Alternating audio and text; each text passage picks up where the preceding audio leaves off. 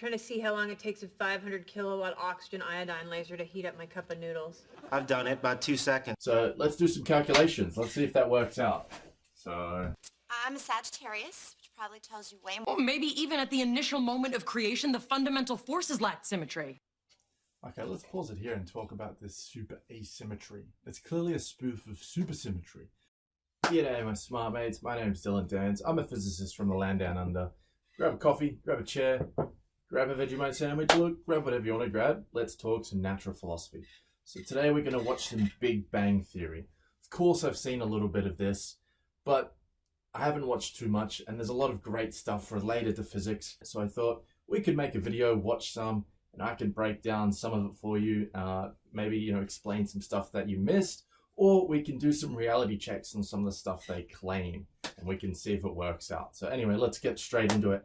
If you haven't already, please apply some time derivative of momentum onto that subscribe button. Serious stuff. Leonard, did you do this? Actually, that's my work. Wow. Yeah, well, there's just some quantum mechanics with a little string theory doodling around the edges. That part there, that's just a joke. It's a spoof of the Born-Oppenheimer approximation. So you're like one of those beautiful mind genius guys. Yeah. I have a board. If you like boards, this is my board. Holy smokes. If by holy smokes you mean a derivative restatement of the kind of started. At least I didn't have to invent 26 dimensions just to make the math come out. I didn't invent them. They're there. In what universe? In all of them, that is the point. Do you guys... Hello, Leslie. Hi, Leonard. Leslie, I would like to propose an experiment. Goggles, Leonard. Right. Goggles are important in the lab. Lasers Leslie, everywhere. I would like to propose an experiment. Hang on. I'm trying to see how long it takes a 500 kilowatt oxygen iodine laser to heat up my cup of noodles. I've done it, about 2 seconds. 2.6 for minestrone. So let's pause it here because we can actually do some calculations and see if that those numbers work. Because he said it takes about 2 seconds if you had a 500 kilowatt oxygen iodine laser. So let's do some calculations. Let's see if that works out. So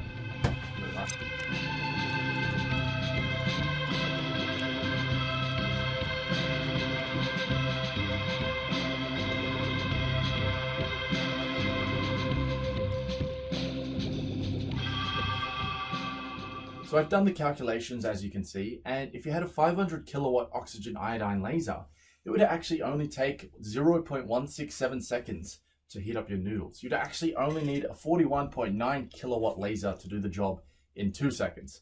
But there is a problem. There is a problem, however. I did some extra calculations because it's not enough to just show how quickly the noodles are heated. What about the container?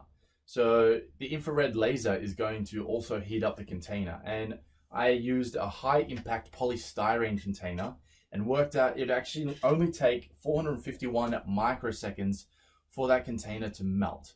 So what's going to happen is the container is going to melt well before your noodles cook, and your 2-minute noodles are going to be on the floor cold. So yeah, you can't really do this in reality, so don't try it at home. So if I make slightly asymmetric knots with sheets in 4 dimensions, then I can bootstrap the whole idea to a large asymmetry in 11 dimensions. Or maybe even at the initial moment of creation, the fundamental forces lacked symmetry. Everyone's waiting. What are you guys doing? Super asymmetry. Super asymmetry? Is that a thing? We're inventing it right now. Don't you think this can wait until... Hold on, this is interesting. Okay, let's pause it here and talk about this super asymmetry. It's clearly a spoof of supersymmetry, which also isn't a real thing currently. There's no experimental verification of it. But what is it? Well, in the subatomic world, subatomic particles make up everything. And supersymmetry suggests that all of the particles in the standard model of particle physics has a supersymmetric partner. Essentially extra particles that would exist in tandem with the already identified ones.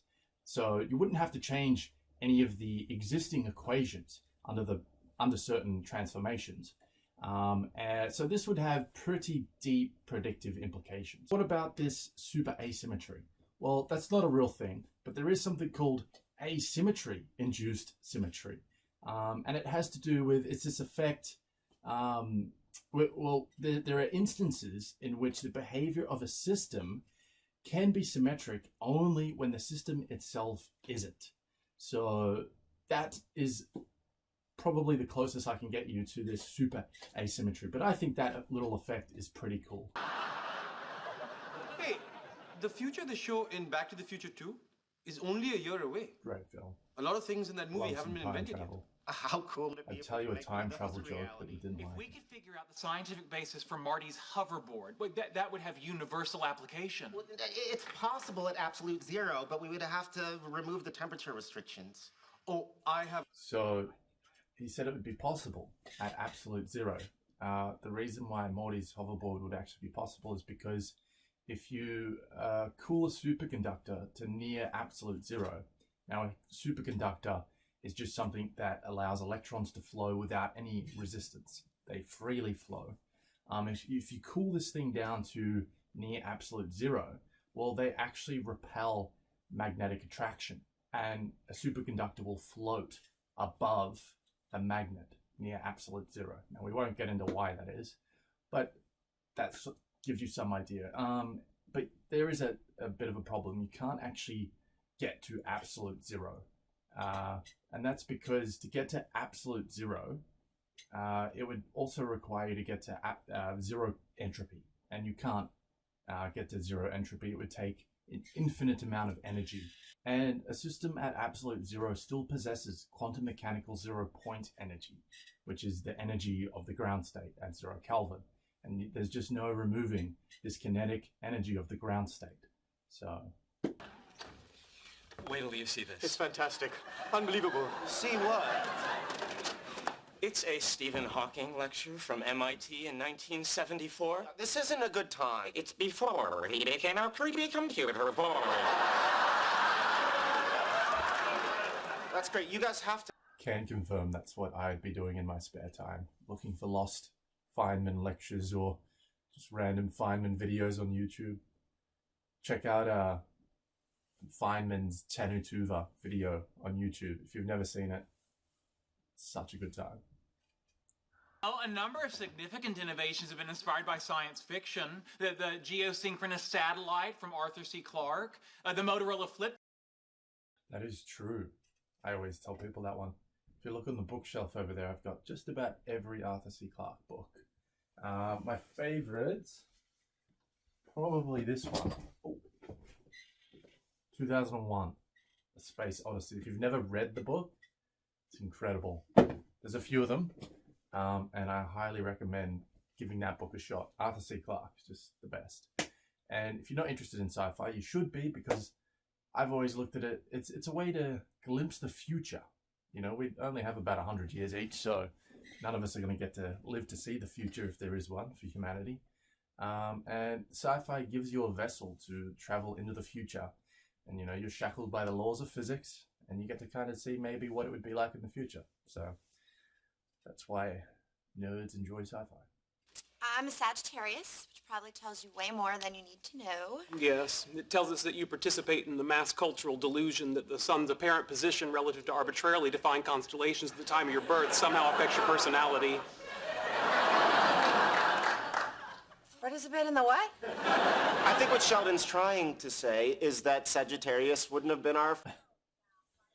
That's pretty much me whenever anyone brings up astrology. If you didn't know, astrology, astronomy, very different things. Whenever you tell someone astronomy, they instantly think you're talking about star signs or something.